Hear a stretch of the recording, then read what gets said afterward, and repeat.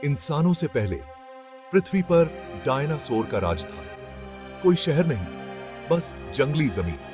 122 million सालों तक वे हर shape और साइज में, हर कोने में फल फूल रहे थे।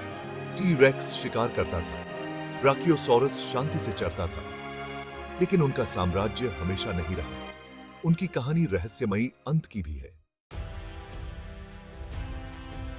Mesozoic era Triassic, Jurassic, Cretaceous dinosaur का युग था। उन्होंने ट्राइसिक में छोटे से शुरुआत की, लेकिन जल्द ही जमीन पर हावी हो गए। जुरासिक में सौरोपोड्स जैसे जायंट्स झुंड में घूमते थे, जबकि अलोसोरस जैसे शिकारी शिकार करते थे। टेरोसॉर्स आसमान में उड़ते थे और समुद्री रेप्टाइल्स समुद्र पर राज करते थे। क्रिटेशियस में नए स्टार आए, ट्राइसेराटॉप्स, डक बिल्ड हेड्रोसोर एंड डरावना टी रेक्स। डायनासोर हजारों प्रजातियों में इवॉल्व हुए, हर जगह भर गए। वे सोशल ग्रुप्स में रहते थे, अपने बच्चों की देखभाल करते थे और बदलते माहौल के हिसाब से खुद को ढालते थे। उनका राज ओशो आइट्रू 50 मिलियन सालों से ज्यादा तक चला। उनकी रेजिलियंस का एक सबूत। वे फेलियर नहीं थे, बल्कि इवोल्यूशन की सबसे बड़ी सफलताओं में से एक थे।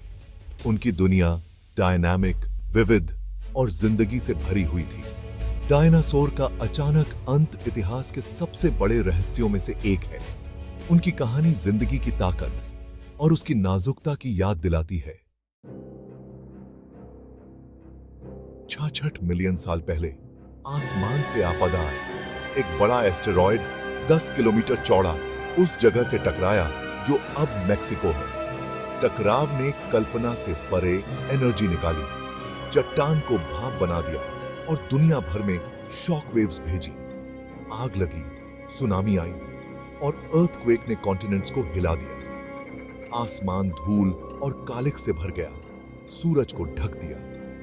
अंधेरा और ठंड महीनों, शायद सालों तक प्लैनेट पर छाई रही। पौधे मर गए, जिससे फूड चेन टूट गई। शाकाहारी जानवर भूखे मर गए और जल्द ही शिकारी भी। केवल सबसे छोटे, सबसे अडेप्टेबल जीव ही बचे।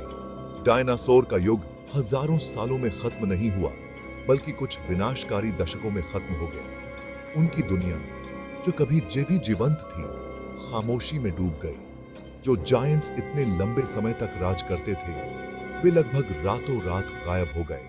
पृथ्वी हमेशा के लिए बदल गई। एस्टेरॉयड ही एकमात्र आपदा नहीं था। भारत में ज्वालामुखी ने जहरीली गैसें उगली, जिससे संकट और बढ़ गया। टकराव और विस्फोट के कॉम्बिनेशन ने एक्सटिंक्शन का एक परफेक्ट तूफान बना दिया। सभी प्रजातियों का 3/4 हिस्सा गायब हो गया, जिसमें सभी नॉन एवियन डायनासोर भी शामिल थे। फिर भी कुछ जीवन बचा रहा। छोटे मैमल्स बिलों में बचे रहे, कीड़े और जड़ें खाते रहे। कुछ पक्षी, डायनासोर के वंशज, भी बच गए। बचे हुए लोगों को एक टूटी हुई दुनिया मिली, लेकिन अवसरों से भरी हुई। डायनासोर के जाने के बाद मैमल्स ने फलना फूलना और विविधता दिखाना शुरू कर दिया। लाखों सालों में वे जानवरों की अविश्वसनीय विविधता में इवॉल्व हुए, जो हम आज देखते हैं, जिसमें हम भी शामिल हैं। डायनासोर के अंत ने हमारी अपनी कहानी शुरू होने का रास्ता साफ कर दिया। डायनासोर की कहानी सिर्फ प्राचीन इतिहास नहीं है, यह हम सभी के लिए एक सबक है। सबसे ताकतवर भी अचानक आई आपदा से गिर सकते हैं। पक्षी जीवित डायनासोर हैं, उस खोई हुई दुनिया की याद दिलाते हैं। एक्सटिंक्शन हमेशा अंत नहीं होता, कभी कभी यह एक नई शुरुआत होती है। आज हम अपनी चुनौतियों का सामना कर रहे हैं। क्लाइमेट चेंज, हैबिटेट लॉस, एक नया मास एक्सटिंक्शन। डायनासोर का भाग्य हमें चेतावनी देता है कि जीवन कितनी जल्दी बदल सकता है। उनकी हड्डियां और फॉसिल्स हमें पृथ्वी के गहरे इतिहास की याद दिलाते हैं। उनकी कहानी जीवन, मृत्यु और पुनर्जन्म की है।